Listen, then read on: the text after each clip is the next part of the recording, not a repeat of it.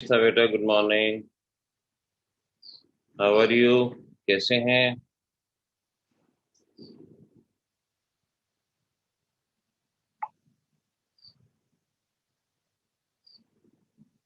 Fine, this is great.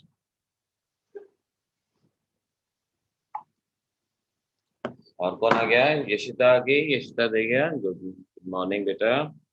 सब ठीक ठाक? सुबह सुबह तो उठ के ना, वो जो मुन्ना भाई में होता था ना, गुड मॉर्निंग मुंबई, उस तरह का गुड मॉर्निंग होना चाहिए। देवांश गुड मॉर्निंग बेटा, गुड मॉर्निंग। है ना? हाँ, चलेंगे, आज की शुरुआत करेंगे। यशिता तोमर, गुड मॉर्निंग बच्चे। और कल का टेस्ट मैक्सिमम बच्चों का जवाब आ ही गया था। गुड मॉर्निंग हर्ष। और उम्मीद है कि मार्क्स भी काफी बच्चों के बहुत अच्छे आए। एक आध कहीं किसी की एरर रही, ठीक है, चलता है, एक आध में कोई दिक्कत नहीं है। It is good. है ना? बस ये है कि एफर्ट्स में कहीं कमी नहीं होनी चाहिए। हमारी तरफ से एफर्ट्स में कहीं कमी नहीं होनी चाहिए, आपकी तरफ से नहीं होनी चाहिए। चीजें खैर अपने आप प्रिपेयर होती जाएंगी, अपने आप तैयार होती जाएंगी। पढ़ाई को जिस दिन ये मान लिया ना कि भाई बहुत मुश्किल है, उस दिन ये सर पे हावी हो जाएगी। इसको ये मानना है, step by step you gone ahead and come soon very fast. धीरे धीरे बढ़ेंगे आगे और स्पीड पे आ जाएंगे। एक बार मैं जो कल वाले क्वेश्चंस थे वो आपको एक बार दिखा देता हूँ दोबारा से, ताकि कहीं कोई बच्चा अगर डाउट में रहा हो तो वो यहाँ से उनको सॉल्व कर लेगा। ये था हमारा पहला क्वेश्चन। पहला क्वेश्चन आई थिंक सभी बच्चों ने आसानी से सॉल्व किया। इस क्वेश्चन के अंदर वेट दिया गया है, नंबर ऑफ पार्टिकल हैं, तो आपको वेट वाला फार्मूला और नंबर ऑफ पार्टिकल वाला फार्मूला चाहिए था। Weight upon molecular mass, number of particle upon Avogadro number. और इस तरह से हमारा ये क्वेश्चन सॉल्व हो जाना था। और जहां तक आंसर की बात है, इसका ऑप्शन नंबर ए आपका आंसर यहां से आना चाहिए था। ऑप्शन नंबर ए, ये जवाब इसमें रहना चाहिए था। Second question, find the volume occupied by weight दिया गया है। अब आपको वेट और वॉल्यूम का रिलेशन चाहिए था, तो यहाँ पर वेट और वॉल्यूम वाला याद है ना, weight upon molecular mass, volume in litre, divide by 22.4, उससे सॉल्व होगा। और इसका जवाब भी ऑप्शन नंबर ए, ये आपका जवाब रहेगा। जो बच्चे उलझे वो question number third and fourth में, कुछ बच्चे उलझे, और उलझना भी चाहिए भाई, एक आध बार क्वेश्चन की इज्जत रखनी चाहिए ना, कि ऐसा ना हो कि सारे क्वेश्चन आप आसानी से सॉल्व करते रहें तो क्वेश्चन को भी लगेगा यार ये तो गड़बड़ होगी, ये तो हमारे साथ नाइंसाफी होगी। यहाँ देखो, क्वेश्चन नंबर थर्ड में क्या था, sample consist of 4% iron. Sample में 4% आयरन है, find out number of iron atom. अब परसेंटेज यानी weight, number of iron atom आप अच्छे से जानते हो, फार्मूला होना चाहिए weight of iron divided by gram atomic mass, number of iron divided by Avogadro number. यानी अगर आपको आयरन का वेट पता है, एटॉमिक मास, आयरन का atomic mass 56, number of iron निकाल सकते हैं। लेकिन इस क्वेश्चन में प्रॉब्लम क्या है, वेट ऑफ आयरन चाहिए सैंपल में। आपको पहले परसेंटेज कहा गया है 4%। 4% का मतलब 100 ग्राम सैंपल में आयरन है 4 ग्राम, तो 12 ग्राम सैंपल में कितना होगा, इससे आप आयरन का वेट निकाल पाएंगे। और आयरन का वेट, हाँ देवांश ठीक जा रहे हो, 100 में है 4 और 12 में कितना होगा, वेट ऑफ आयरन आ जाएगा atomic mass 56। Number of particle निकाल सकते हैं। ऑप्शन नंबर ए यहाँ पे हमारा करेक्ट ऑप्शन था। बिल्कुल सेम क्वेश्चन नंबर 4, यहाँ भी मैग्नीशियम की परसेंटेज है, 100 ग्राम में है 5 ग्राम, तो सैंपल में 112 ग्राम में कितना होगा, मैग्नीशियम का वेट आ जाएगा। और जब मैग्नीशियम का वेट आ जाएगा तो फिर वही weight upon atomic mass, number of particle upon Avogadro number. हमारा ये क्वेश्चन सॉल्व। एक आध बच्चे ने इस लास्ट क्वेश्चन में गलती की, क्योंकि ग्लूकोज का वेट गिवन है लेकिन नंबर ऑफ कार्बन एटम बताने। अच्छा, वेट जिसका गिवन होता है ना, पहले नंबर ऑफ पार्टिकल उसी के आते हैं। आपको वेट ऑफ ग्लूकोज गिवन है, तो आप पहले क्या निकालेंगे? Weight of glucose, molecular mass of glucose is equal to number of glucose molecule divided by Avogadro number. 1.8 upon 180 number of molecule divided by Avogadro number. इससे आएंगे नंबर ऑफ ग्लूकोज मॉलिक्यूल। फिर एक ग्लूकोज मॉलिक्यूल में 6 carbon, तो इतने glucose molecule में कितने carbon. और इस तरह से हमारे इन सभी क्वेश्चंस के जवाब ऑप्शन नंबर ए था। इन सभी के जवाब ऑप्शन नंबर ए ये वहां पर रखा।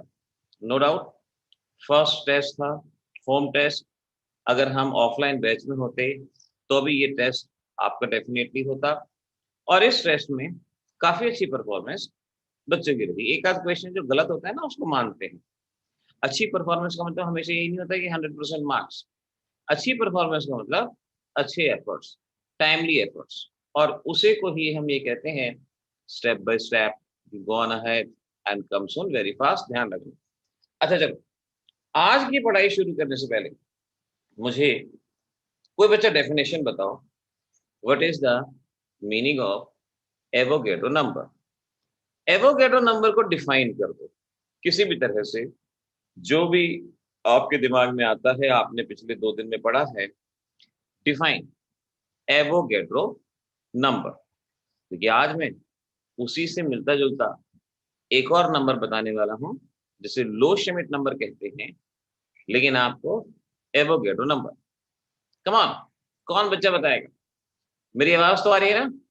अच्छा, हर्ष की तो वैल्यू होगी, ठीक है ना? ठीक है, ये वैल्यू है। Correct definition Devansh. हाँ देवांश बिल्कुल ठीक है, ये डेफिनेशन आई कैन एक्सेप्ट, मैं मान सकता हूँ इसको। ठीक है, अनदर वन। चलो जल्दी से, Arun, Aryan, Aditya, come on, definition क्या आएगी? हाँ निष्ठा, ठीक है, आपकी डेफिनेशन भी हम मान सकते हैं। We can accept, this is correct. और कोई बच्चा? चलो जल्दी बताओ। निष्ठा का भी जवाब आ गया। मोल कंसेप्ट से कोरिलेट करके बता दो, मोल कंसेप्ट से। और अगर नहीं आएगी ना तो फिर आज लिख लेना। आर्यन, यूनिट्स की जगह पार्टिकल लिख दो, आपका जवाब ठीक हो जाएगा। आपने जो लिखा ना नंबर ऑफ यूनिट्स, उसकी जगह पार्टिकल लिख दो। ठीक है, आई कैन एक्सेप्ट, आपकी डेफिनेशन भी एक्सेप्ट होती है, this is correct. Mole concept में पढ़ा था हमने बच्चों, क्या पढ़ा था? एक मोल में कितने पार्टिकल। हाँ नेत्रा, एक मोल में पार्टिकल। तो एवोगैड्रो नंबर की डेफिनेशन अलग से लिख सकते हो, number of particles present in one मोल। यशिता तोमर बिल्कुल ठीक है, जो मैं बोल रहा हूँ ना यशिता ने वही डेफिनेशन लिख के दी है। Number of particle present in one mole of a substance at STP. STP मतलब standard temperature pressure. Standard temperature pressure पे एक मोल में जितने सब्सटेंस होते हैं उसे हम एवोगैड्रो नंबर के नाम से पहचानते हैं। देखो जनरली मोल कंसेप्ट के अंदर आपने पढ़ा कि भाई 1 मोल, इसका वेट कितना, ग्राम एटॉमिक मास अगर एटम है। 1 मोल में पार्टिकल कितने, एवोगैड्रो नंबर, ये हमने पढ़ा कि एवोगैड्रो नंबर ऑफ पार्टिकल होते हैं। और 1 मोल का वॉल्यूम कितना, तो आप सभी बच्चों को पता है 22.4 लीटर। कंडीशन बताई थी एट एसटीपी। तो इस तरह से अगर मैं आपसे एवोगैड्रो नंबर की डेफिनेशन पूछता हूं तो आपका सिंपल सा जवाब होगा कि number of particle present in 1 mole of a substance. STP याद रहे तो बहुत अच्छा, नहीं तो इतना जरूर याद रहे कि एक मोल में जितने पार्टिकल होते हैं उसे हम एवोगैड्रो नंबर कहते हैं। चलो लिखो आज की डेफिनेशन, लो श्मिट नंबर, और कोशिश करना इसके बारे में जो सवाल पूछो वो जवाब देना। लिखो, it is the it is the number of molecule या पार्टिकल। मॉलिक्यूल लिया है तो मॉलिक्यूल लिखेंगे, otherwise particle. Present in 1 cc of an ideal gas, 1 cc of an ideal gas at STP, at STP. ये डेफिनेशन पहले लिख के तैयार कर लो और इसका जवाब मोल कंसेप्ट से ही आएगा। लेकिन पहले डेफिनेशन में ये कहा गया कि भाई 1 cc of A gas STP, 1 cc of gas में, 1 cc यानी 1 मिलीलीटर, 1 मिलीलीटर गैस में STP पे कितने पार्टिकल्स होते हैं, कितने मॉलिक्यूल्स होते हैं, उसे लो श्मिट नंबर कहा जाता है। एवोगैड्रो नंबर था 1 मोल सब्सटेंस में कितने पार्टिकल होते हैं 1 मोल में, और लो श्मिट में कहा गया है 1 cc ऑफ ए सब्सटेंस में कितने पार्टिकल होते हैं, उसे लो श्मिट नंबर कहा जाता है। अब मेरा क्वेश्चन आपसे ये है, find out value of low Schmidt number. आपको लो श्मिट नंबर की वैल्यू फाइंड आउट करनी है, चाहे मोल कंसेप्ट का इस्तेमाल करें, चाहे कैसे भी करें, हमें वैल्यू फाइंड आउट करके बतानी है। विनीत ने जवाब भेज भी दिया है, दिस इज गुड, लेकिन सभी बच्चों को इसका जवाब साथ साथ ट्राई करना है कि लो श्मिट नंबर की वैल्यू क्या होती है। देखो मैं हिंट देता हूं, हिंट क्या देता हूं, यहां मैं हिंट लिख रहा हूं, आप आंसर में हिंट नहीं लिखेंगे, ये तो मैं सिर्फ आपको समझाने के लिए लिख रहा हूं। अक्षित ठीक है, और हर्ष मलिक ओके ठीक है, आपका जवाब भी बिल्कुल ठीक है। देखो हिंट क्या है, हिंट ये है, आप अच्छे से जानते हो 1 मोल का वॉल्यूम 22.4 लीटर और 22400 सीसी, अगर सीसीज में ले रहे हैं तो 22400 सीसी, और 1 मोल में पार्टिकल कितने होते हैं 6.02 इंटू 10⁻23। इस बात को सभी बच्चे मानते हैं ना, पिछले 2 दिन में हमने आपको ये बात कराई है, 1 मोल का वॉल्यूम इतना और 1 मोल में पार्टिकल इतना। तो यहां से मैं एक जनरलाइजेशन निकालूंगा, देखो this is equal to 1 mole and this is equal to 1 mole, इसका मतलब ये हुआ 22400 cc of a gas consists of 6.02 into 10⁻23 particle. हमने मोल कंसेप्ट से इस बात को यहां पर स्टैंडर्डाइज किया कि भाई 22400 सीसी में इतने पार्टिकल होते हैं, तो डेफिनेशन क्या कहती है भाई 1 सीसी में जितने पार्टिकल होंगे उसे लो श्मिट नंबर कहा जाएगा। तो 1 सीसी में कितना, so we can say this is Avogadro number divided by 22400, और इस सॉल्व करके 2.69 इंटू 10⁻19 ये वैल्यू आती है, और ये वैल्यू आपको यहाँ पर लर्न करनी है, ये वैल्यू याद रखनी है। इस तरह से ये हुआ लो श्मिट नंबर। देखो पढ़ाई मुश्किल नहीं है, लेकिन सारी इंपॉर्टेंट चीज पढ़नी पड़ेगी, सारी इंपॉर्टेंट चीज करनी पड़ेगी। आपको जो बैच नोट्स दिए जाएंगे, आज मुझे लास्ट में याद दिलाना, मैं उसमें दिखा दूंगा, ताकि जिन बच्चों के पास नोट्स हैं वो उसमें से चीज़ों को पढ़ने की शुरुआत कर पाएँ, उसको लास्ट में मैं बताता हूँ। लेकिन फिलहाल आज का पहला टॉपिक एवोगैड्रो नंबर की डेफिनेशन हर बच्चे को क्लियर हो, कोई भी अगर आपसे पूछे तुरंत जवाब आना चाहिए, और लो श्मिट नंबर बिल्कुल एकदम से खलास, डेफिनेशन भी और उसकी वैल्यू को फाइंड आउट करना भी, ये यहाँ से हो गया। ठीक है, ये हमारा मोल कंसेप्ट फिनिश होता है।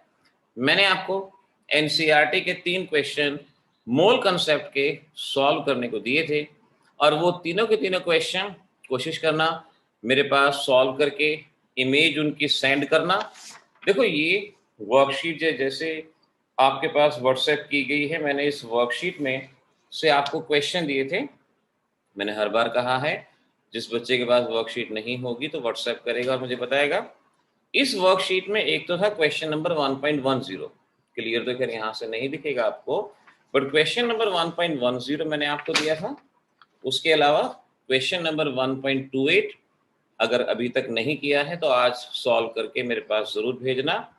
इसके अलावा question number 1.33 was very important, आपको बताया भी था, कल मेथड भी बताया था कैसे करना है, और एक और क्वेश्चन मार्क कर लो 1.30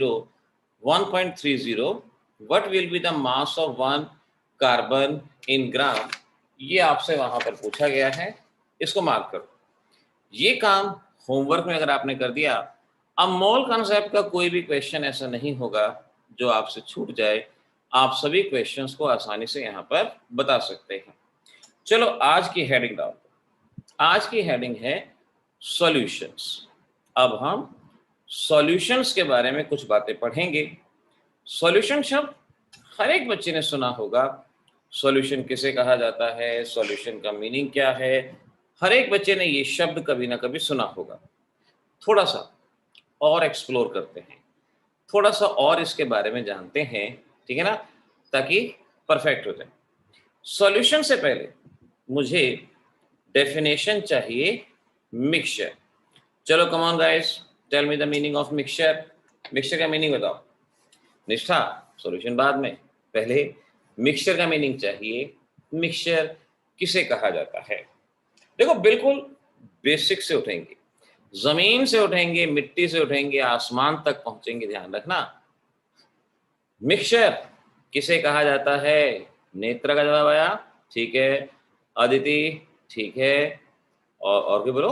देखो 9th 10th में पढ़ के आए हो, वो अलग बात है, 10th के पेपर नहीं हुए, इस बात को साबित मत होने देना। ठीक है निष्ठा, करेक्ट, मान लेंगे। मिक्सचर का मतलब हुआ एक ऐसा सिस्टम जो दो या दो से ज्यादा सब्सटेंस के मिक्स होने से बनता है। To or more substance mix together in any ratio. मैं सिंपल डेफिनेशन शॉर्ट में दे रहा हूं कि भाई जब दो या दो से ज्यादा सब्सटेंस किसी भी रेशियो में मिक्स किए जाएं, हाँ विनीत, जरूरी नहीं है एलिमेंट हो, कंपाउंड भी हो सकता है, कुछ भी हो सकता है। जब दो या दो से ज्यादा सब्सटेंस किसी भी रेशियो में मिक्स हो जाएं, जैसे सपोज मेरे पास एक माउस है, कैलकुलेटर है, दोनों को मैंने मिक्स कर दिया, ये क्या बन गया? मिक्सचर बन गया। मैंने नमक लिया, सॉल्ट लिया, मिला दिया, दो चीजों को मिला दिया किसी भी रेशियो में, मिक्सचर बन गया। कंडीशन है जब आप मिक्सचर को मिलाओ तो उसमें कोई रिएक्शन नहीं होनी चाहिए। अब आपका क्लासरूम होता है, आप क्लासरूम में सारे बच्चे बैठे होते हैं, एक मिक्सचर होता है, तो जब कोई भी दो या दो से ज्यादा सब्सटेंसेस को आपस में मिक्स कर दिया जाता है तो उसे मिक्सचर कहते हैं। मिक्सचर जनरली आपस में रिएक्ट नहीं करते, मिक्सचर के कंपोनेंट आपस में रिएक्ट नहीं करते, कर भी सकते नहीं भी करते, हम ये कहते हैं कि वो आपस में रिएक्ट नहीं करते, क्योंकि अगर मिक्सचर रिएक्ट कर जाएगा तो वो कंपाउंड बन जाएगा। तो हम इस बात को अब स्पेसिफिकली कहेंगे जब दो या दो से ज्यादा नॉन रिएक्टिंग सब्सटेंसेस आपस में किसी भी रेशियो में मिक्स करते हैं। अब देखो ये मिक्सचर, ये होते हैं दो तरह के। मिक्सचर होता है आपका दो तरह का, एक होता है जिसे होमोजीनियस मिक्सचर कहा जाता है, कॉल्ड एज होमोजीनियस मिक्सचर, और दूसरा होता है जिसे हेट्रोजीनियस मिक्सचर कहा जाता है, हेट्रोजीनियस मिक्सचर कहते हैं। समझना भी बेटा, और साथ साथ नोट्स भी बनाते जाना, क्योंकि ये नोट्स आपके काम आने हैं। मैं फिर कहूंगा, जो क्लास में लिखेंगे that the Bible for your any examination, इसी में से ही सब कुछ लिया जाएगा। तो मिक्सचर है दो तरह का, होमोजीनियस और हेट्रोजीनियस। होमोजीनियस का मीनिंग क्या होता है?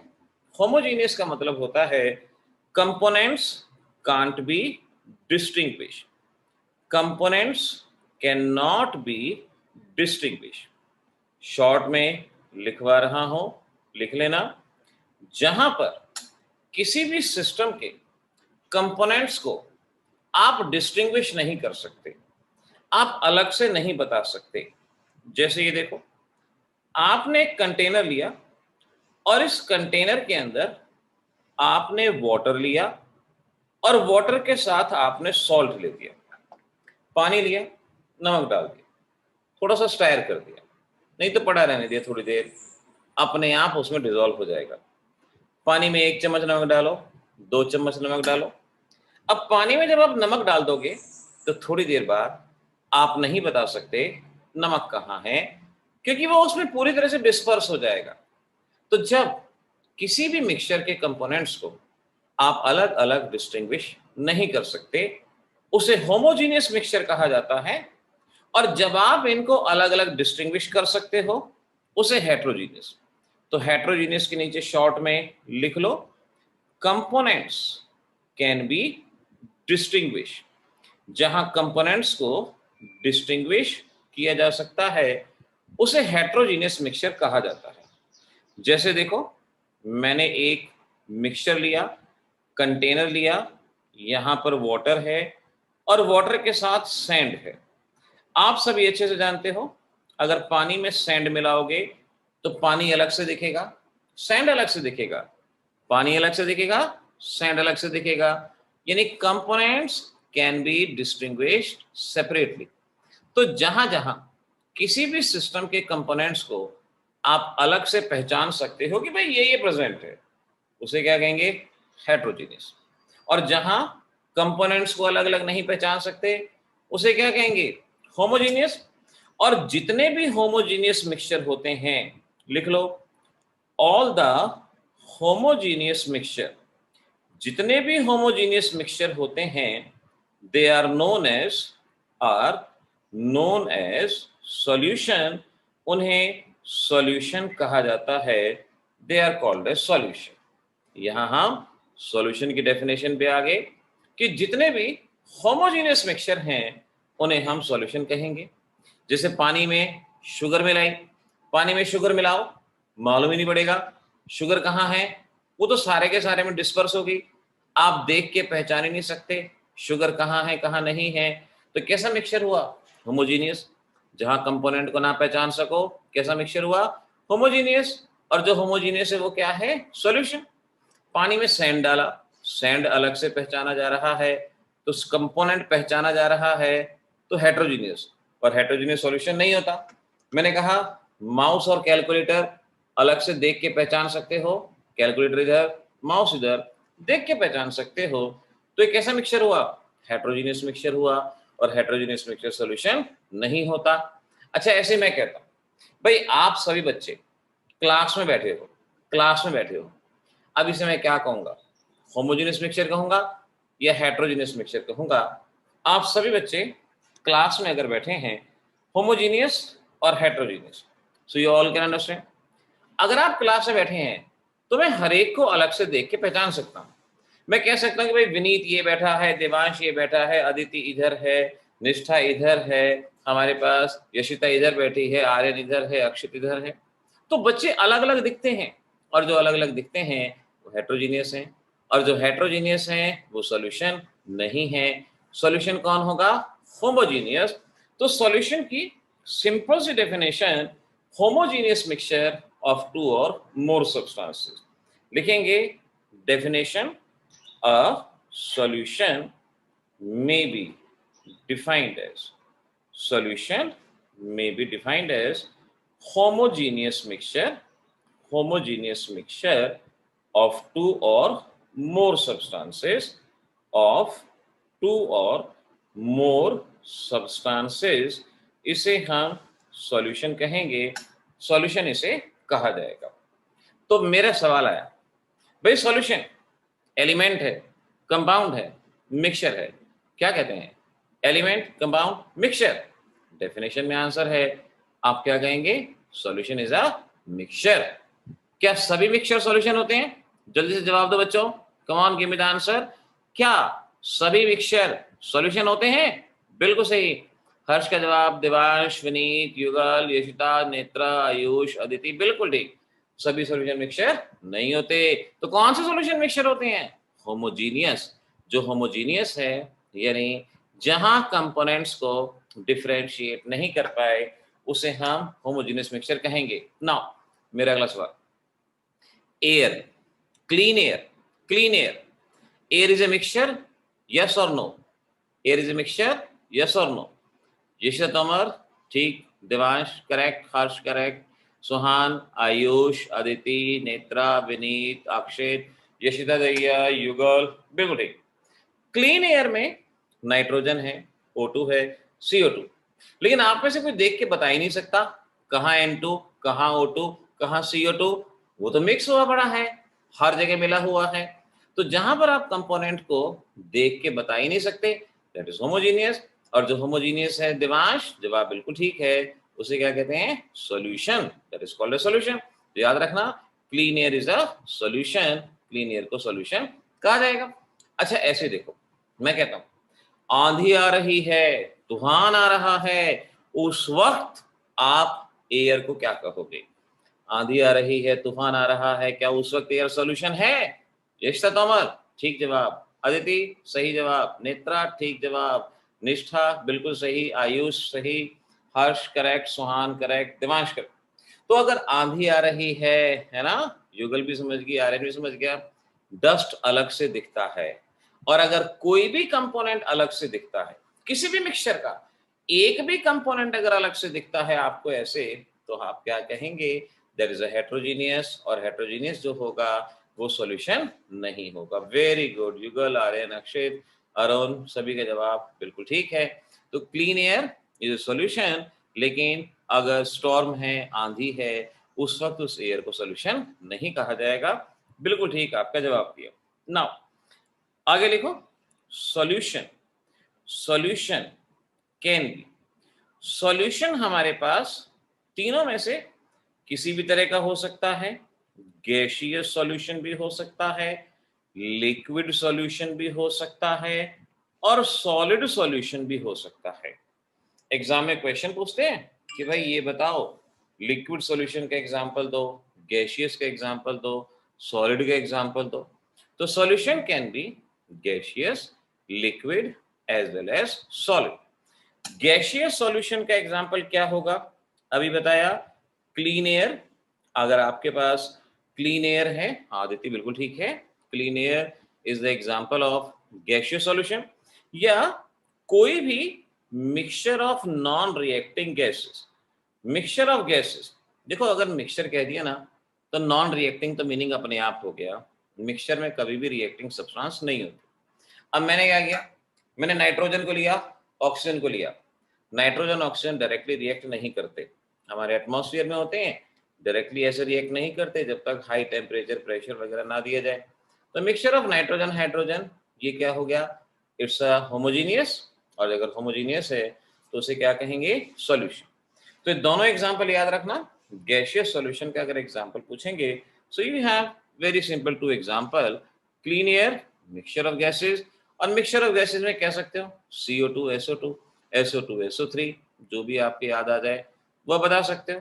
अच्छा, liquid mixture, liquid mixture common घरों में देखते हो, पानी में सॉल्ट मिला दो, पानी में शुगर मिला दो, ये सारा का सारा सिस्टम लिक्विड होता है। अरे यशिता तोमर तो बड़े खतरनाक उसमें पहुंच गई, ब्लड में पहुंच गई। H2O प्लस सॉल्ट, आप ऐसे ही कह दो, ठीक है। और H2 और शुगर, ये भी ठीक है, सिंपल सा एग्जांपल। ब्लड लिख देते हो तो मॉन्स्ट्रस सा एग्जांपल हो जाएगा, मेडिकल वाला भी आ जाएगा, बट दिस इज गुड, मान लेंगे उसको, ठीक है। पर मैं अभी सिंपल एग्जांपल बात कर रहा हूँ। कम ऑन बच्चों, give me the example of solid solution, solid solution, solid solution. Ayush water and oil नहीं कहना, वाटर एंड ऑयल नहीं कहना आयुष, क्योंकि वाटर अलग दिखता है और वाटर में ऑयल की ड्रॉपलेट्स अलग दिखते हैं। अगर सब्सटेंस दिखता है तो वो हेट्रोजीनियस होता है, और हेट्रोजीनियस को सॉल्यूशन नहीं कहते। आयुष इस एग्जांपल को हटा देना, वाटर और सॉल्यूशन को इमल्शन में काउंट किया जाता है, तो वो यहाँ पर होमोजीनियस में काउंट नहीं होगा, ध्यान रखना, ठीक है ना बेटा? ठीक है, अब मेरे बात है सॉलिड का एग्जांपल देना है, सॉलिड सॉल्यूशन।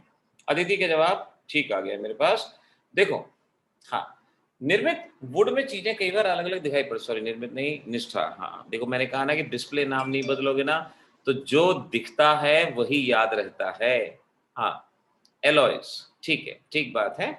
देखो एक सिंपल सी बात देखो, कुछ कॉइन्स आते हैं, जैसे सपोज 5 रुपए का coin, frozen water containing salt and water, Vineet Rai, बड़ा डिटेल में पहुंच गए, चलो ठीक है, फिर भी इस बात को समझ लो, जो सिंपल एग्जांपल है, जो फेमस है, ठीक है ना? अच्छा, कोई बात नहीं निष्ठा, अगर मैं कभी नाम गलत बोल दूं तो मुझे आप समझ जाना कि मैंने आप ही को कहा है, ठीक है ना? कोई बात नहीं। अब देखो ये 5 रुपए का कॉइन है, ₹5 का कॉइन है। अब इस कॉइन में अलग अलग तरह के एलिमेंट होते हैं। प्लेटिनम होता है, निकल होता है, सिल्वर होता है, जिंक होता है।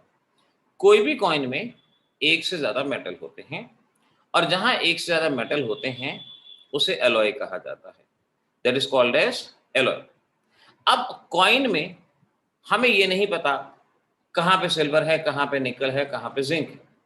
अगर पता है लोगों को मालूम पड़ जाए ना कि कॉइन में सिल्वर कहाँ है, तो वो सारे कॉइन में से सिल्वर तोड़ तोड़ के बाहर निकाल देंगे, चांदी बाहर निकाल लेंगे और फिर उसे बेच देंगे। लेकिन इस कॉइन के अंदर मालूम ही नहीं पड़ता सिल्वर कहाँ है, निकल कहाँ है, जिंक कहाँ है, बाकी एलिमेंट कहाँ है। यानी एलॉयज में बहुत सारे सब्सटेंस होते हैं, मिक्सचर होता है, लेकिन आप उसे डिस्टिंग्विश नहीं कर सकते, आप देख के नहीं पहचान सकते। और जब आप देख के नहीं पहचान सकते तो वो क्या हो गया? सॉल्यूशन। तो एलॉयज, एलॉयज आप यहां पर याद रख लो। एलॉयज में एग्जांपल लिख लो, कॉइन्स, ब्रास, ब्रोंज, और एक खास एग्जांपल अमलगम। अमलगम, अमलगम जानते हो क्या होता है? Alloy of mercury. मरकरी के साथ कोई भी मेटल अगर अलॉय बनाता है, जिंक अगर मरकरी के साथ है, जिंक अमलगम। प्लेटिनम मरकरी के साथ है, प्लेटिनम अमलगम। सिल्वर अगर मरकरी के साथ है, सिल्वर अमलगम। तो amalgam are alloys of mercury. देखो ध्यान रखो बेटा, जो क्वेश्चन एग्जाम में बार बार पूछे जाते हैं मैं अक्सर एग्जाम्पल वही लेता हूं। तो मैंने आपसे कहा एलॉयज ठीक है, कॉइन्स ठीक है, लेकिन फेमस क्वेश्चन क्या, फेमस क्या आया? अमलगम। ऐसे ही एक और एग्जाम्पल लिखो, hydrated salt. Hydrated salt famous example जैसे BaCl2 ट्वाइस H2O सॉलिड। अगर आप BaCl2 लेते हो, वाटर लेते हो, मिला देते हो, सॉलिड बनता है, तो ये हाइड्रेटेड सॉल्ट। सॉल्ट के साथ अगर पानी है, हाइड्रेटेड सॉल्ट इसे कहा जाता है। और ये भी आप सॉलिड सॉल्यूशन के केस में याद रखोगे। तो ये जो मैंने आपको बातें बताई कि सभी होमोजेनियस मिक्सचर सॉल्यूशन होते हैं, दिमाग में फिट बैठ जाने चाहिए। सॉल्यूशन गैसियस भी होता है, लिक्विड भी होता है, सॉलिड भी होता है। यहीं से ही डेफिनेशन याद होनी चाहिए और आपकी कॉपी में ये नोट्स तैयार होने चाहिए, इसमें भूलना नहीं। अगली चीज, component. Component of solution. Component of solution, किसी भी सॉल्यूशन के कितने कंपोनेंट होते हैं? हाँ देवांश, बिल्कुल ठीक जवाब है बेटा। किसी भी कंपोनेंट सॉल्यूशन के कितने कंपोनेंट?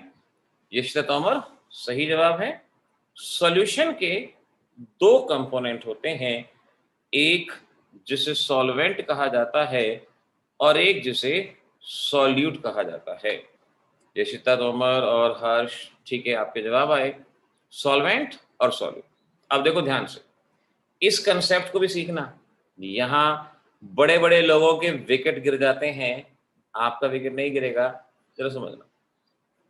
लेमेन भाषा यानी आम आदमी की भाषा में अगर कहा जाए तो सॉल्यूट कौन? जो डिसॉल्व किया जाता है। सॉल्वेंट कौन? जिसमें डिसॉल्व किया जाता है। So which is dissolved? Solute. In which we dissolve? Solvent. Common भाषा, आम आदमी की भाषा। पानी में चीनी डाली, चीनी सॉल्यूट, पानी सॉल्वेंट। ये तो आम आदमी की भाषा है। अब हमारे बच्चे आम थोड़ी है, हमारे बच्चे तो खास हैं, इनको तो ये डेफिनेशन से बात नहीं बनेगी, इनको तो कुछ और डेफिनेशन चाहिए। चलो लिखो, सॉल्वेंट की डेफिनेशन याद कर लो। सॉल्वेंट के अलावा जो कुछ होगा वो सॉल्यूट होगा। सॉल्वेंट की डेफिनेशन नंबर 1, मैं आपको दो डेफिनेशन लिखवा रहा हूं। आप लिखेंगे पहले डेफिनेशन नंबर 1, लिखो फिर मीनिंग बताते हैं।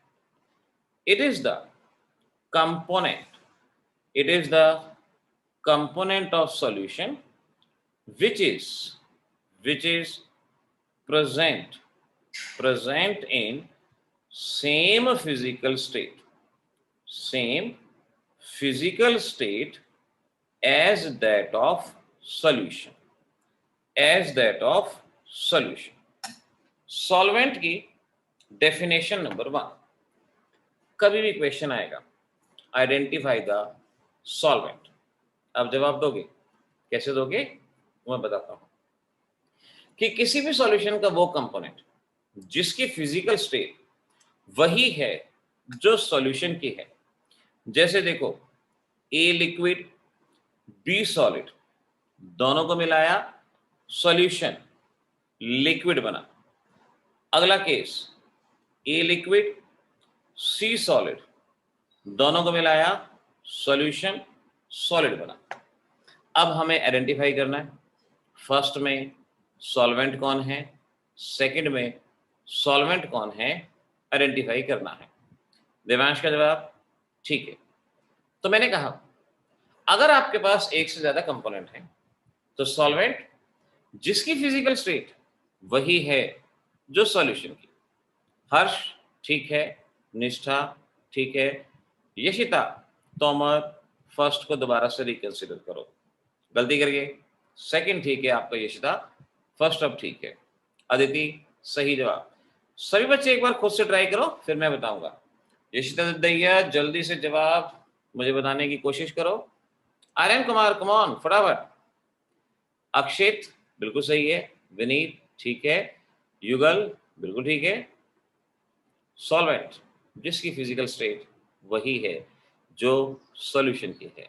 कमान सब बच्चे बता सकते हैं। यशिता बिल्कुल ठीक है, यशिता दैया का पहला जवाब बिल्कुल ठीक है।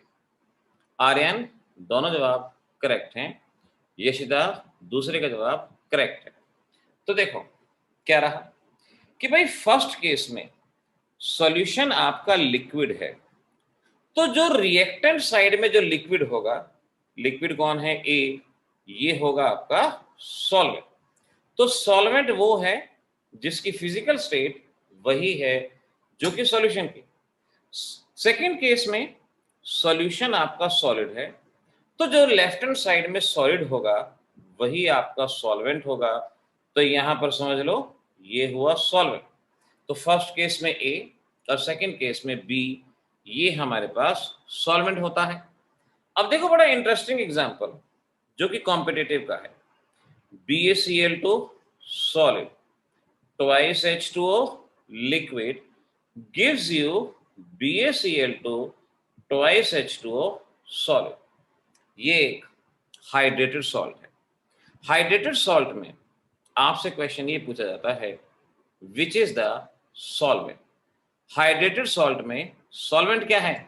और जब ये क्वेश्चन आता है ना, कई बार बड़े बड़े पढ़ाने वालों का विकेट गिर जाता है, क्योंकि वो क्या देखते हैं इसमें वाटर है, और वाटर को देखते ही उनके दिमाग में बात आती है कि भाई water is a universal solvent, और वो वाटर को सॉल्वेंट बोल देते हैं। लेकिन सुहान ने वाटर को सॉल्वेंट नहीं बोला, सुहान का जवाब बिल्कुल ठीक है। यशिता तोमर ये जो बी शब्द बोल रहे हैं ये पूरा बताएं, ऐसे नहीं। नेत्रा सही है, अक्षित सही है, हर्ष मलिक ठीक, निष्ठा ठीक, आदित्य ठीक, यशिता दैया बिल्कुल ठीक। कंसेप्ट अब हमारा क्लियर होगा, क्योंकि मैंने क्या कहा, सॉल्वेंट वो विनीत राव ठीक है जिसकी फिजिकल स्टेट सेम है एज दैट ऑफ सॉल्यूशन। यहां पर सॉल्यूशन आपका सॉलिड है, तो जो सॉलिड होगा वो सॉल्वेंट होगा। ये हमारे पास सॉलिड है तो ये हुआ सॉल्वेंट, और जो दूसरा बच गया वो क्या हो गया, सॉल्यूट। तो water here is a solute but BaCl2 is a solvent. देखो यही बेसिक्स होते हैं, यही बेसिक्स। वरना आम आदमी से पूछोगे ना कि BaCl2 और वाटर है, तो वो सीधा कहेगा भाई वाटर इज अ सॉल्वेंट, और वो सवाल का जवाब गलत। कॉम्पिटिटिव में यही थोड़ा सा मार्जिन होता है जो मेरिट लिस्ट और दोबारा तैयारी करने वाले बच्चों में डिफरेंस को डिटरमाइन करता है। आप कंसेप्ट को बहुत अच्छे से सीखिए, बात बनेगी। तो ये थी पहली डेफिनेशन कि जब दो कंपोनेंट डिफरेंट फिजिकल स्टेट में होते हैं तो जो हमारा same physical state as that of solution. अब लिखो डेफिनेशन नंबर 2। डेफिनेशन नंबर 2, अब डेफिनेशन नंबर 2 क्या कहती है, if physical state is same. अगर दोनों की फिजिकल स्टेट सेम है, if physical state is same then component in higher amount will be solvent, अगर सभी की फिजिकल स्टेट सेम हो, जैसे मैंने कहा A liquid, B liquid, A 100 ml, B 60 ml, solution liquid. अब इस केस में अगर हम प्रीवियस डेफिनेशन अप्लाई करने की कोशिश करें, अप्लाई हो ही नहीं सकती। प्रीवियस डेफिनेशन थी भाई जिसकी फिजिकल स्टेट वही हो जो सॉल्यूशन की है। यहाँ सॉल्यूशन भी लिक्विड है, ए भी लिक्विड है, बी भी लिक्विड है, पिछली डेफिनेशन तो अप्लाई हो ही नहीं सकती। तो मैंने यही कहा अगर फिजिकल स्टेट सेम है तो जिसका अमाउंट ज्यादा, अमाउंट किसका ज्यादा, ए का। आप सही बचे जवाब, बिल्कुल ठीक सेंड कर रहे हैं। अब मैं हर एक का नाम यहाँ नहीं बोल रहा क्योंकि सभी की लिस्ट मेरे पास आ चुकी है, तो सभी का जवाब बिल्कुल ठीक है। सो वी कैन से ए इज अ सॉल्वेंट। तो अगर फिजिकल स्टेट सेम है और दोनों का अमाउंट अलग अलग है तो जिसका अमाउंट ज्यादा। अच्छा ऐसा भी तो हो सकता था ना बेटा, ये देखो A liquid, B liquid, solution liquid, 10 ml 10 ml। अब दोनों का अमाउंट भी सेम है, फिजिकल स्टेट भी सेम है, अमाउंट भी सेम। अगर सभी चीजें सेम है ना, किसी को भी सॉल्यूट किसी को भी सॉल्वेंट कहा जाएगा। Any of them will be solute, any of them will be the solvent. तो अब आपके पास सॉल्वेंट की 3 परफेक्ट चीजें आ गई। पहला, आपने ये देखना है किसमें, आपने ये देखना है किसकी फिजिकल स्टेट सेम है। फिजिकल स्टेट सेम से बात बन जाएगी। अगर फिजिकल स्टेट सेम है तो अमाउंट देखना है। दिवांश, नंबर ऑफ मोल का मतलब अमाउंट ही होता है। अमाउंट देखना है जिसका अमाउंट ज्यादा है, और अगर दोनों का अमाउंट भी सेम है, नंबर ऑफ मोल भी सेम है, तो क्या कहेंगे, कोई भी सॉल्वेंट, कोई भी सॉल्यूट, ये आपके पास जवाब बनेगा, ये आपका आंसर रहेगा। अब देखो एक तो मैं आपको मल्टीपल चॉइस के क्वेश्चन पूछता हूं, मैं लिखता हूं यहां पर, देखना। Which is solvent in air. हमारी एयर में सॉल्वेंट कौन है? Option A, option B, option C, option D. क्या कहते हैं हमारी एयर में कौन सॉल्वेंट है? लिख देता हूं सभी के सभी गैसेस। सभी बच्चे बिल्कुल एक जैसा जवाब दे रहे हैं, एक जैसा। नेता है, अक्षित है, हर्षित, देवांश है, निष्ठा है, आयुष, हर्ष मलिक, सभी का जवाब बिल्कुल ठीक। युगल गड़बड़ी कर रही है बेटा, युगल ध्यान से। अब देखो इस क्वेश्चन में आपको एयर कहा, एयर गैशियस होता है, उसके सभी कंपोनेंट गैशियस होते हैं, यानी सभी की फिजिकल स्टेट सेम है। तो डेफिनेशन नंबर 2, और डेफिनेशन नंबर 2 क्या कहती है? जिसका अमाउंट ज्यादा होता है। 9th-10th में इतना तो पढ़ाई होगा, यशोदा दैया और अरुण का जवाब ठीक है कि इन सब गैसेस में से सबसे ज्यादा अमाउंट किसका होता है? नाइट्रोजन का। 70% होता है ना, बस मैंने तो कैलकुलेट नहीं किया, बट कहीं की पढ़ा पढ़ा सुना है, शायद आपने भी सुना होगा। तो जिसका अमाउंट ज्यादा वो आपका सॉल्वेंट। तो एयर में सॉल्वेंट कौन हो गया? एयर में सॉल्वेंट हो गया N2, याद रहेगा। एक और क्वेश्चन आता है, which is solvent, which is solvent in hydrated copper sulphate. Hydrated copper sulphate, hydrated copper sulphate का मतलब CuSO4 5H2O solid. Option number A copper sulphate solid, option number B H2O liquid. अब यहां बताना है कि इनमें से कौन होगा सॉल्वेंट, कौन होगा सॉल्यूट। हर्ष मलिक ठीक है, निष्ठा ठीक है, यशिता तोमर बिल्कुल ठीक है, और अक्षय दैया करेक्ट है। हर्ष मलिक का जवाब बता ही दिया, नेत्रा करेक्ट, सुहान करेक्ट, और Yugal correct, Aditi correct, Netra correct, Aryan सही, हार्दिक सही, आयुष ठीक, देवांश ठीक, बिल्कुल सही। क्योंकि सॉल्यूशन की फिजिकल स्टेट क्या है? सॉलिड। सॉल्यूशन अगर सॉलिड है तो जो कंपोनेंट सॉलिड होगा, अरुण ठीक जवाब है, जो कंपोनेंट सॉलिड होगा, कॉपर सल्फेट सॉलिड है। तो अब देखो, दोनों डेफिनेशन की जरूरत थी ना हमारे पास दोनों की, कि वो कंपोनेंट जिसकी फिजिकल स्टेट सेम है एज दैट ऑफ सॉल्यूशन, उसे कहा जाता है सॉल्वेंट, और दूसरे को सॉल्यूट। तो copper sulphate is a solvent and H2 is a solute. ये हमारा मतलब यहाँ पर बन जाएगा, ये तैयार हो जाएगा। तो अब आज आप यहाँ तक तैयार हो चुके हो कि कौन सॉल्वेंट है, कौन सॉल्यूट है। अब इस बात को आप बहुत अच्छे से पहचान चुके हो। डन, ठीक है ना। इसी में अब अगली हेडिंग डाल दो, classification of solution. Classification. Now solution का क्लासिफिकेशन कई तरह का होता है। सॉल्यूशन डिटेल में क्लास 12th में, लेकिन 11th में जितना करना है वो भी मैं आपको बता रहा हूं। क्लासिफिकेशन ऑफ सॉल्यूशन, पहला क्लासिफिकेशन लिखो, based upon number of component. Number of component यानी किसी भी सॉल्यूशन में कितने कंपोनेंट हैं। जैसे मैं कहता हूं एक सॉल्वेंट है और एक सॉल्यूट है, एक सॉल्वेंट एक सॉल्यूट। देखो हमेशा सॉल्यूशन में सॉल्वेंट एक ही रहता है, सॉल्यूट कितने भी हो सकते हैं, सॉल्वेंट एक रहता है।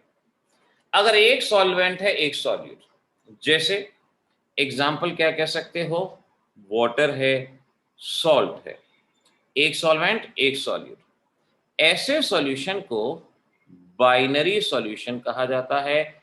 बाइनरी लिखते जाना, जैसे मैं लिख रहा हूं। कोई आपसे पूछता है बाइनरी सॉल्यूशन, अदिति का जवाब ठीक है, solution having one solvent and one solute.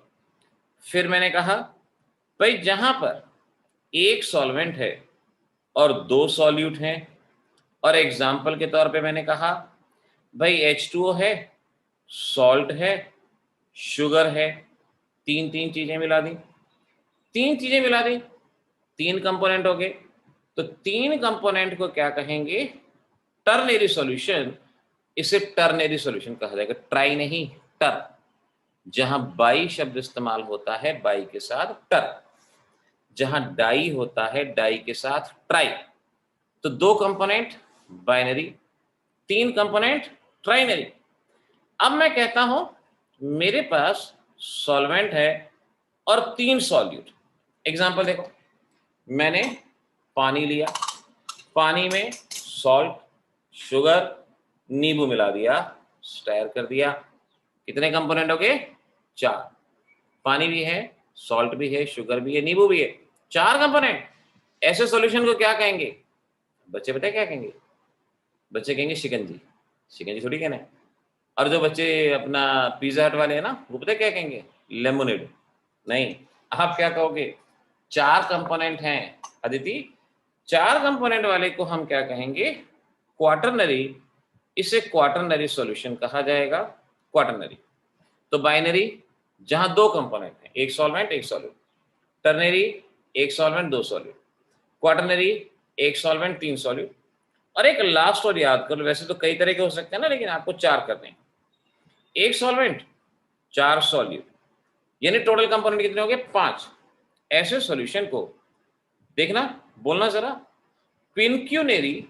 ऐसे सॉल्यूशन को क्विनक्यूनेरी सॉल्यूशन के नाम से पहचाना जाएगा, और क्विनक्यूनेरी सॉल्यूशन इसे कहा जाएगा।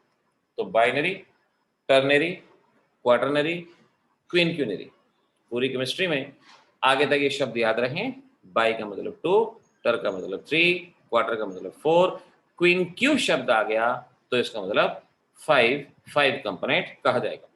नाउ टेल मी, अगर किसी सॉल्यूशन का एक कंपोनेंट है उसे क्या कहोगे, सॉल्यूशन का एक कंपोनेंट है उसे क्या कहोगे, जल्दी बताओ।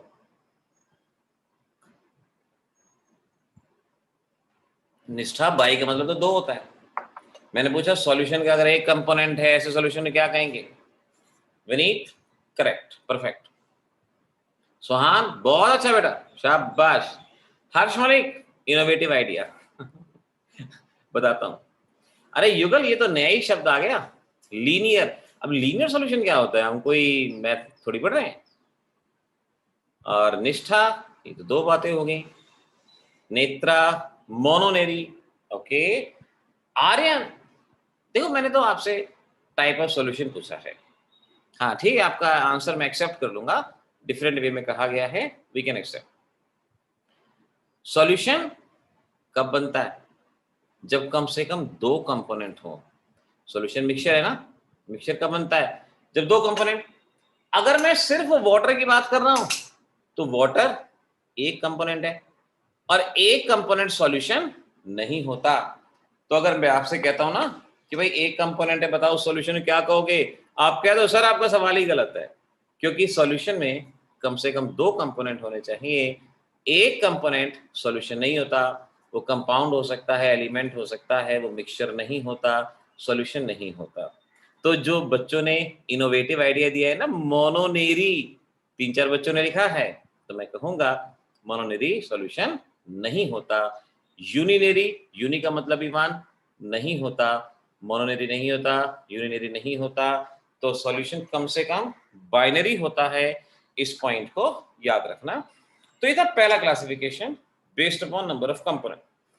दूसरा लिखो, based upon, based upon solvent. Solvent के बेसिस पे हम कैसे क्लासिफाई करेंगे सॉल्यूशन को।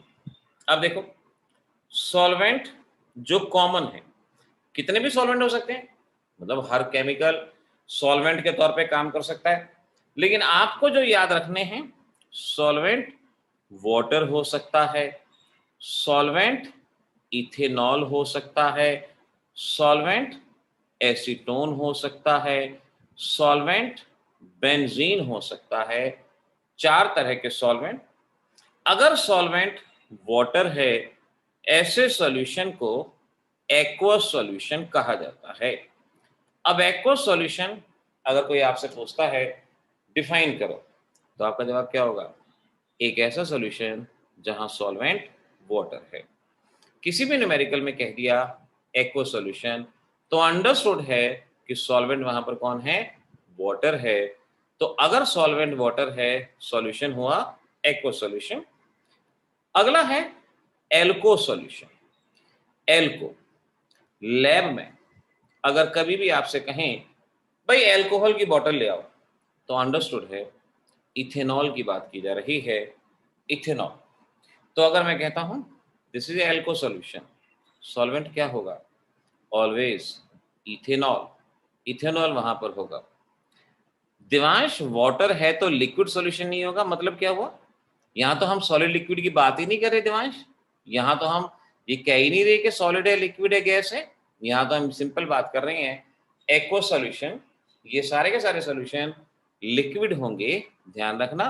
अगर एक्वस कहा है तो उसमें कंपोनेंट पूछा, सॉल्वेंट कौन होगा, सॉल्वेंट वाटर होगा। ये नहीं पूछा लिक्विड कौन है, सॉलिड कौन, नहीं पूछा, वो क्लासिफिकेशन अलग था, यहाँ वाटर पूछा है। अगर सॉल्यूशन एसीटोन है, ऐसे सॉल्यूशन को एसीटो सॉल्यूशन कहा जाता है। नेल पॉलिश रिमूवर, इसका एग्जांपल होता है एसीटो सॉल्यूशन।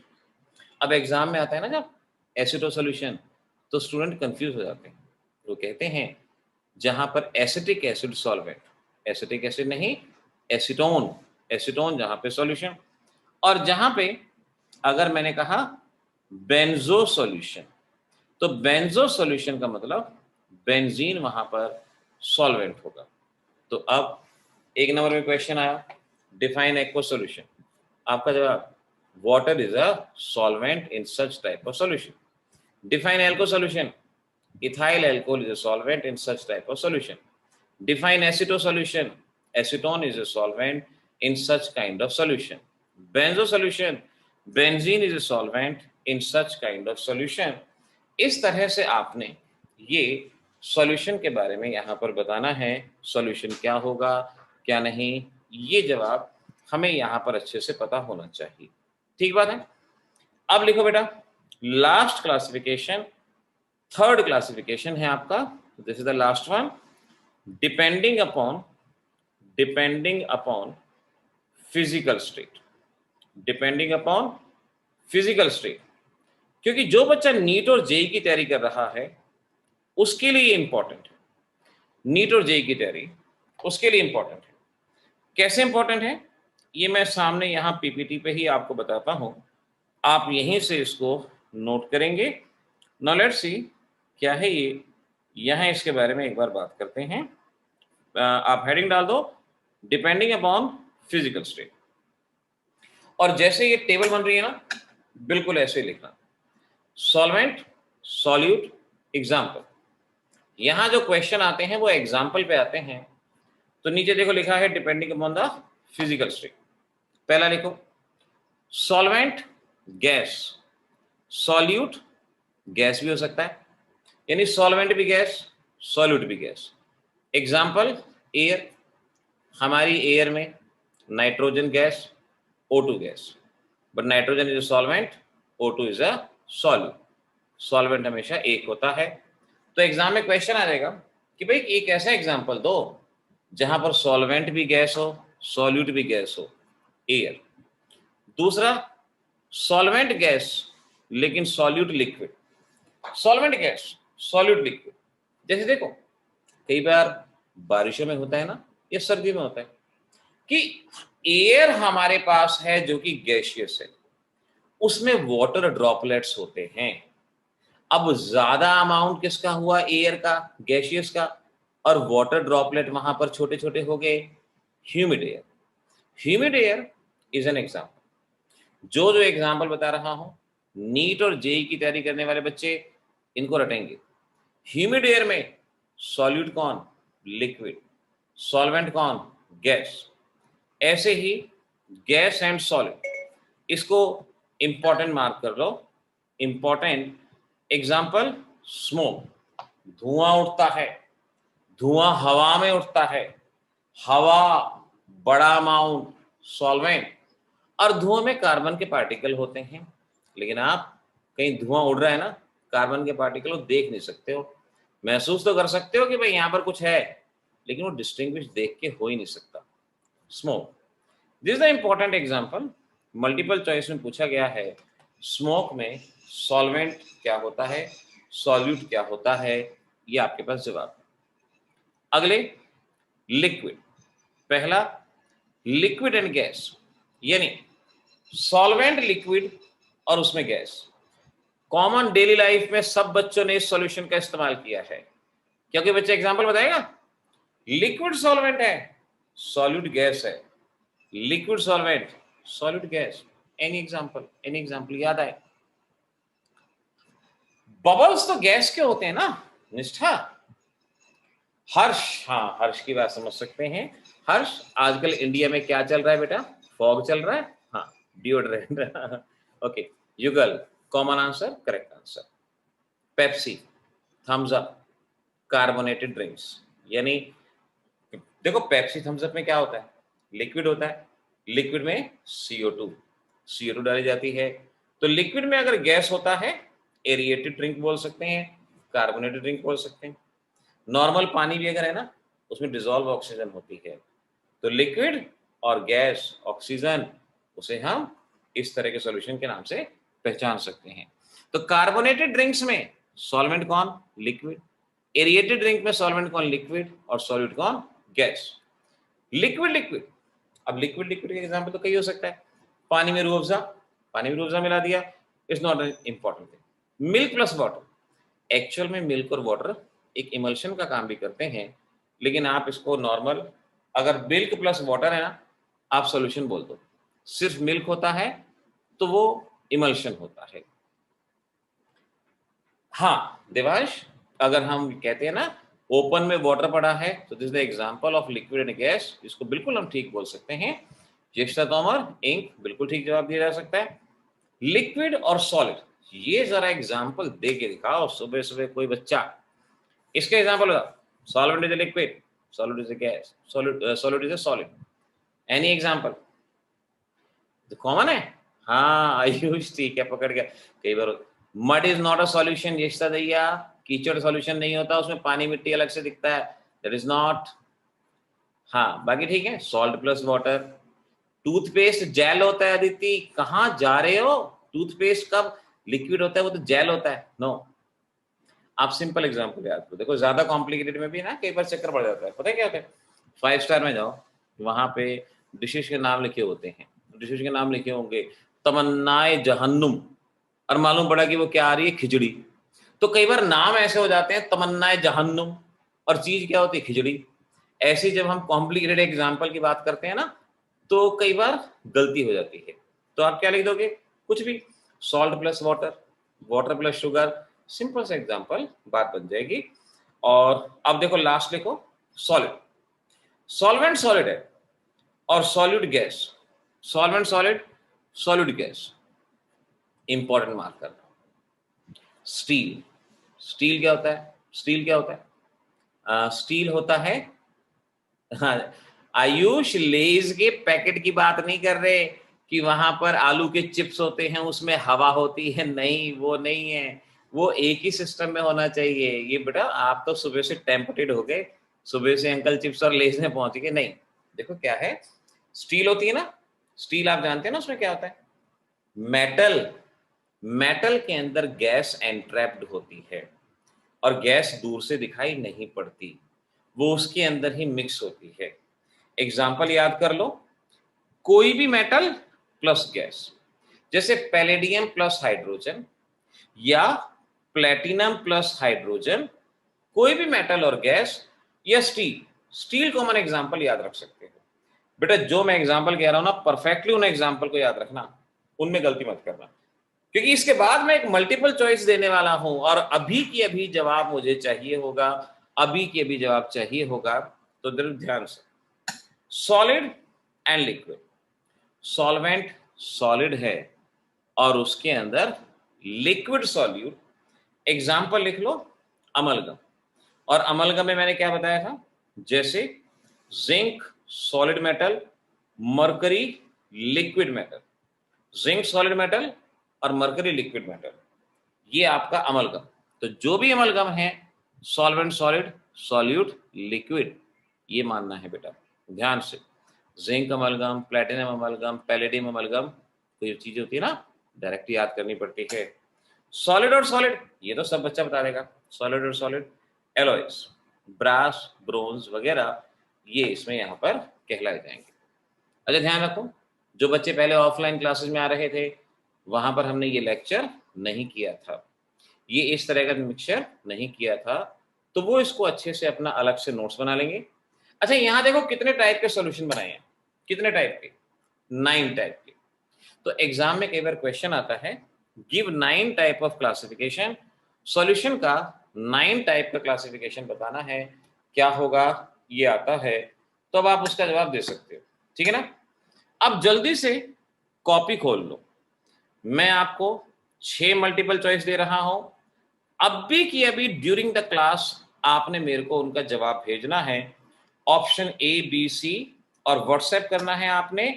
सबसे पहले अपना नाम लिखो, नाम के बाद बैच 11th ए लिख दो, 11th ए लिख दो, और जो भी आपका स्कूल है वो स्कूल लिख दो। उस पेज पे question 1 2 3 4 5 6, option A B C D E F, open book test है, आपकी कॉपी आपके सामने खुली है, आपने मुझे इसका जवाब देना है, व्हाट्सएप पे फोटो सेंड करनी है। मैं अभी के भी यहाँ पर आपके व्हाट्सएप के जवाब को देखने वाला हूं। आपका क्वेश्चन ये आ रहा है बेटा, पेज पे लिखना है और उस पेज पे मुझे आंसर के साथ देना है। आज के टॉपिक के बेसिस पे नीट और जेई में जो क्वेश्चन आए हैं वो सामने हैं, जल्दी से, क्योंकि आपके आज की अटेंडेंस तभी लगेगी। देखो मैं आपके आज की अटेंडेंस यहाँ पर ले रहा हूँ और इसमें कौन कौन सा बच्चा है, किसकी अटेंडेंस हुई नहीं, ये इस पे डिपेंड करेगा। जल्दी से आप इसे सॉल्व करो फटाफट और मुझे व्हाट्सएप पे इमेज सेंड कर दो, क्या जवाब आता है वो हम व्हाट्सएप पे देखने वाले हैं। जल्दी से, ज्यादा टाइम नहीं लगेगा, फटाफट हो जाएगा, आज का काम हमारा इतना ही होगा।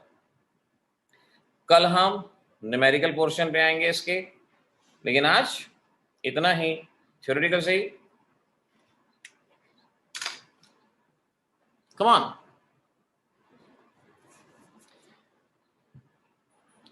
जल्दी से पेपर भेजना ताकि आपका पेपर अभी के अभी चेक होना शुरू हो जाए और अभी के भी आंसर पहुंच जाए आपके पास। हमें अपने सीनियर असिस्टेंट प्रोफेसर को बुलाना पड़ेगा पेपर चेक करने के लिए, मास्टर फलक शर्मा को। तो वो आएंगे, पेपर चेक करेंगे आपके। जल्दी से कर दो।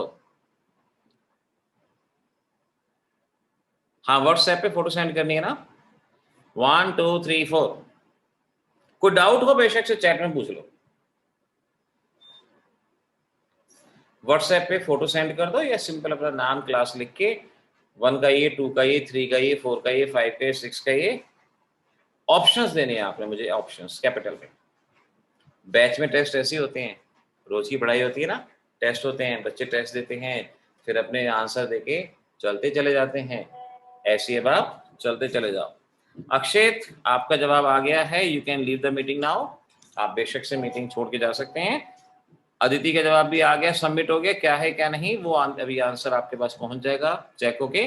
Aditi, you can also go, the batch is over for you for the day. और अक्षित और अदिति का आ गया। ज्येष्ठा तोमर, आपका जवाब भी सबमिट हो गया, अब आप जा सकते हैं। और निष्ठा का आ गया, ठीक है। ज्येष्ठा तोमर डन।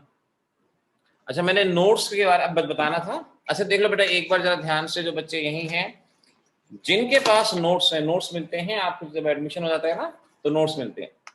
इन नोट्स में ये चैप्टर है, तो जिन बच्चों के पास नोट्स हैं वो कम से कम इसकी रीडिंग शुरू कर देंगे।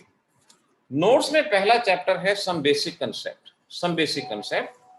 और जिनके पास नोट्स हैं वो जरा पेज नंबर ध्यान रख लो, page number first, second, third, ये मोल कंसेप्ट और एटॉमिक मास से रिलेटेड टॉपिक हैं। Page number first, second, third.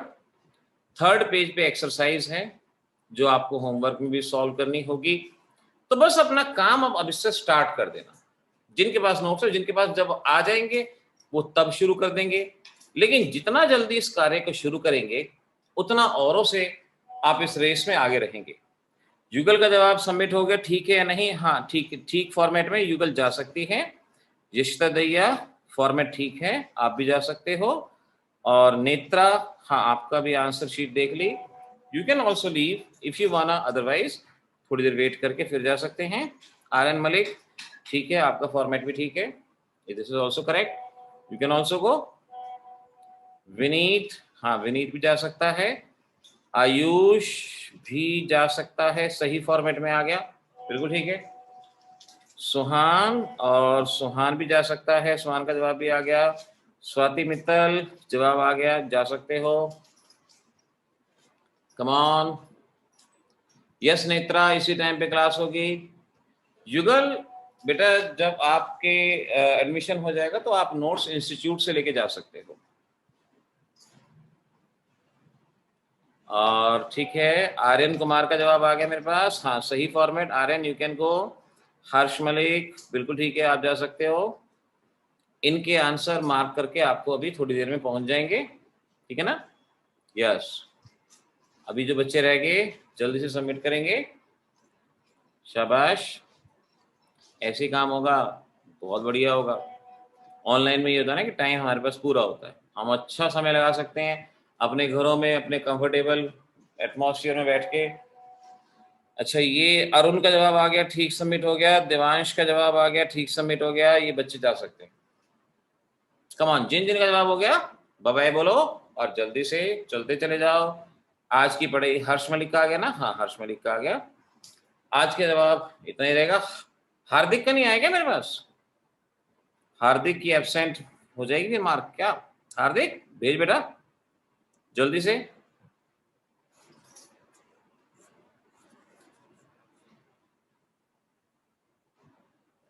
हार्दिक कमान, ऑप्शंस सही है नहीं वो बताएंगे।